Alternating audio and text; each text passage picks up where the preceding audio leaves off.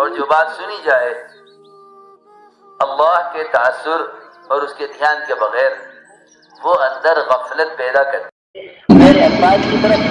تو حضرت مولانا اشرف علی تھانوی رحمۃ اللہ علیہ ان سے ایک صاحب نے مسئلہ معلوم کیا کہ کیا ریڈیو پر قرآن سن سکتے ہیں؟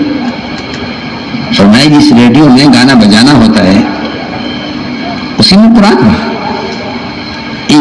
ادھر کا اسٹیشن لگاؤ تو قرآن، ادھر کا اسٹیشن لگاؤ تو گانا۔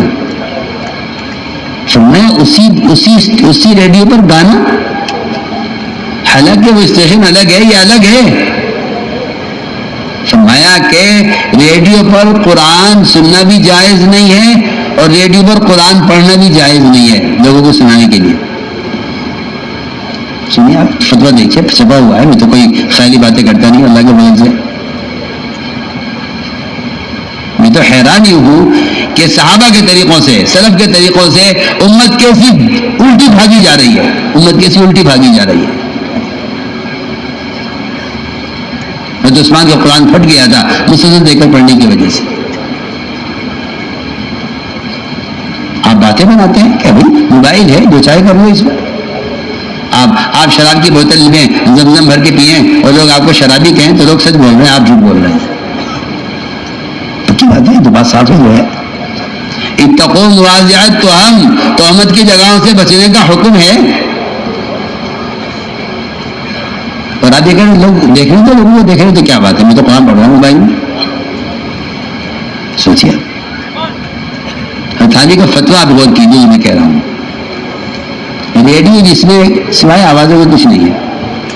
فرمایا کہ اگر ریڈیو کے اندر گانا بجانا بھی ہوتا ہے اسی میں اور ایک اسٹیشن پر قرآن کی قرات بھی آتی ہے تو فرمایا کہ ریڈیو پر قرآن کا سننا بھی جائز نہیں ہے اور اگر کوئی سن رہا ہو تو اس کو روکنا واجب ہے، اور قرآن کو ریڈیو پر سننا قرآن کی بے حرمتی ہے اور قرآن کے ساتھ تلاعب ہے، یعنی قرآن کو کھیل بنانا ہے۔ یہ تھانوی کا فتویٰ چھپا ہوا ہے۔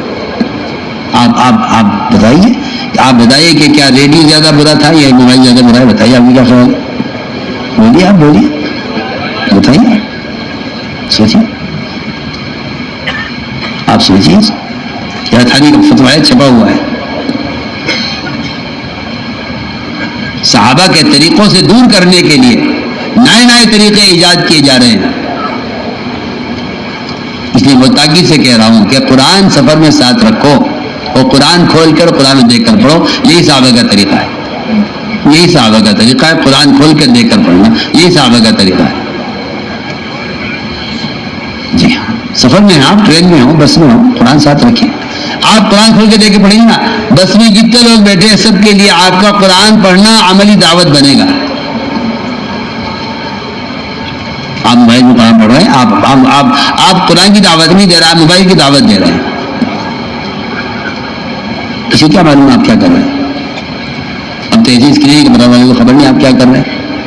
بتائیے آپ کی عملی دعوت کیسی ختم ہوتی جا رہی ہے اور یہود و نصارہ کے طریقے آپ کے ذکر و اذکار پہ کیسے غالب آتے جا رہے ہیں۔ اب ہاتھوں میں بھی دانے کی تسبیح نہیں ہے، اب ہاتھوں میں وہ الیکٹرانک تسبیحیں ہیں۔ میں تو بڑی حیران ہوتا ہوں دیکھ کر، وہ دیکھو انہیں سنت سے کیسی نفرت ہوتی جا رہی ہے اور رواج سے کیسی محبت ہوتی چلی جا رہی ہے۔ رہا جائز، ہاں جائز کی پٹی بندی ہوئی آنکھوں پر، جائز جائز کہتے رہو کرتے ہو، سنت کی کوئی پرواہ نہیں کہ سنت کیا ہے، جبکہ سنت گٹھلیاں سنت ہے۔ آپ صلی اللہ علیہ وسلم نے خود دیکھ کر فرمایا، حضرت صفیہ کو گٹھلی گنتے ہوئے دیکھا ہے آپ نے، جس عمل کو آپ نے ہوتے ہوئے دیکھا ہے اور نکیر نہیں فرمائی وہ عمل بھی سنت میں شامل ہے۔